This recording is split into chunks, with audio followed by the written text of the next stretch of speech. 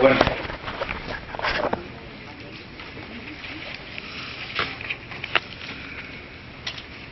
a todo aquel que desee ahondar un poco más en la información histórica, pues lo recomendable es que pueda hacerse de algún buen libro, ¿no?, sobre historia de la cristiandad o historia del cristianismo. Yo estoy usando bastante a Justo González, porque por alguna razón Justo González es un historiador simple y profundo a la misma vez. Tiene un arte extraordinario para decir las cosas sencillas o las cosas complicadas de manera sencilla, y eso pues a mí me satisface mucho. Él primero escribió la historia del cristianismo como en 13 volúmenes, yo los tengo, y después hizo dos volúmenes, hizo un compendio de los 2 volúmenes, que es Historia del Cristianismo, con otro libro más. Latourette es otro buen escritor sobre historia del cristianismo, pero es un poquito más intrincado que Justo González. Y Walker es otro historiador del cristianismo, también es muy bueno, pero simplifica mucho y concretiza demasiado, y desde luego pues se pierde mucho dato histórico con él.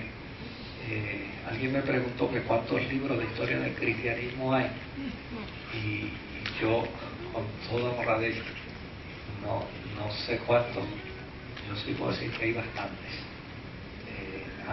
Hay bastantes.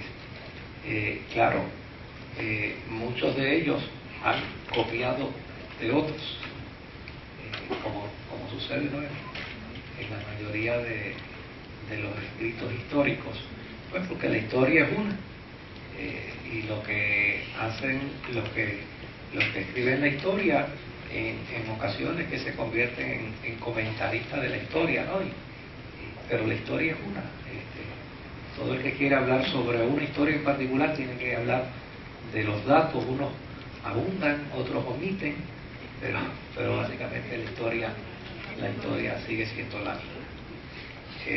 Hoy vamos a considerar algunas de las cositas que dijimos la semana pasada para ponernos en la perspectiva. La semana pasada comenzábamos hablando de que las posibilidades del triunfo de la Iglesia realmente no dependían de las capacidades humanas, aunque sí hoy vamos a ver unos seres humanos con unas capacidades teológicas extraordinarias. O sea, esto de revelación, esto de inspiración, sin lugar a dudas son adjetivos que se utilizan para describir esa forma prolija, ¿no?, de estas personalidades defender la fe en un tiempo dado. Yo creo que si estuvieran hoy, a lo mejor no hubieran tenido toda la destreza mental que se requería para poder defender la fe como uno la ve dentro del marco histórico.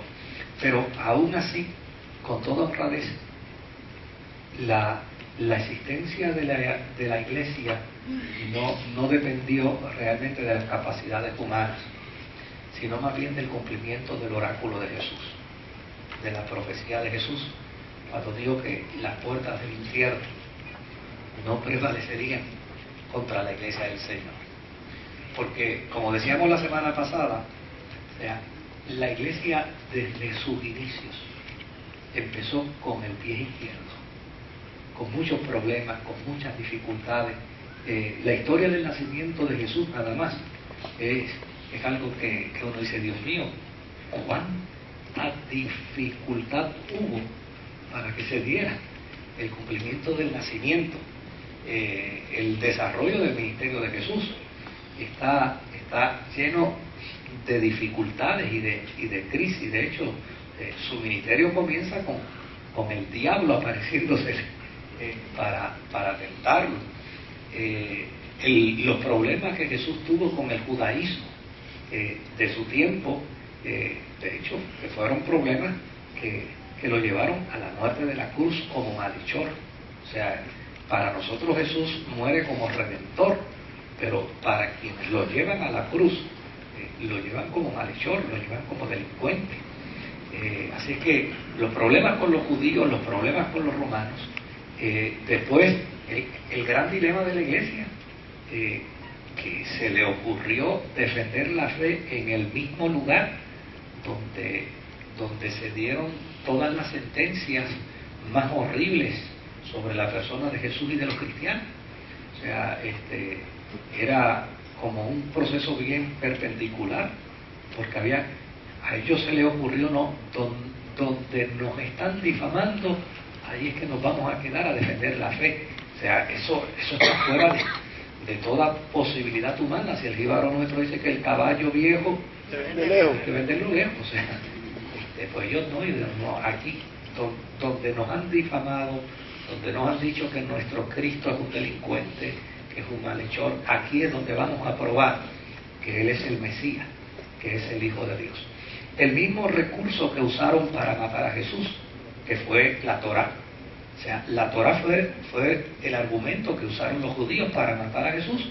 Ahora los cristianos dicen, con ese mismo argumento nosotros vamos a probar que es el Hijo de Dios. O sea, y lo lograron. Por el otro lado, después la persecución romana. O sea, la persecución romana no fue de un día ni dos, fue de siglos. Y no dejó uno o dos muertos, fueron millones los cristianos que murieron bajo la persecución romana. O sea, es incontable la cantidad de cristianos que murió como consecuencia de eso. Y después de eso, entonces la iglesia tiene que empezar a enfrentar las falsas doctrinas que se introducen dentro de la fe, no como un acto de maldad, ¿sabes? Nosotros los cristianos necesitamos interpretar de manera justa y equitativa. Las falsas doctrinas que se introducen dentro de la fe no vienen como un acto de maldad, aunque sí podemos decir que el diablo las promovió para destruir la iglesia, pero en la vida de la gente tenían la mejor intención. El único problema es que aquellas buenas intenciones a la larga iban a crear un daño horroroso a la vida de la iglesia. Y la semana pasada precisamente nos quedamos precisamente en la postura de Marción. ¿Se acuerdan que Marción en su teología decía que el Antiguo Testamento no debía ser incluido como parte de la experiencia cristiana, porque los judíos tenían a un Dios que era malo, que realmente el Dios de los judíos, ese Jehová que los judíos tienen, no puede ser un Dios bueno. El Dios bueno le dijo a ese Jehová que viniera a encargarse de dirigir el mundo, pero ese Jehová se perturbó y se dañó y escogió a un pueblo arbitrariamente para, a través de ese pueblo, entonces hacer cosas insolentes como crear crímenes. O sea, él interpretaba toda la historia antiguo testamentaria de la saga judía, de la historia de Israel. Él la interpretaba, en vez de interpretar eso como parte de una acción de justificación de los judíos, que inclusive fue condenada por muchos de los profetas, ¿sabes? Eso de que hay gente que me dice, no, que yo no entiendo el Dios del Antiguo Testamento, que era un Dios que mandaba a matar gente. Y digo, ¿que mandaba a matar qué? Mandaba a matar a nadie. Sí, pero ahí en la Biblia dice que él mandaba a Israel a matar a la gente. Eso no era Dios que los mandaba. Eso es que ellos mataban a la gente y después decían que Dios los había matado.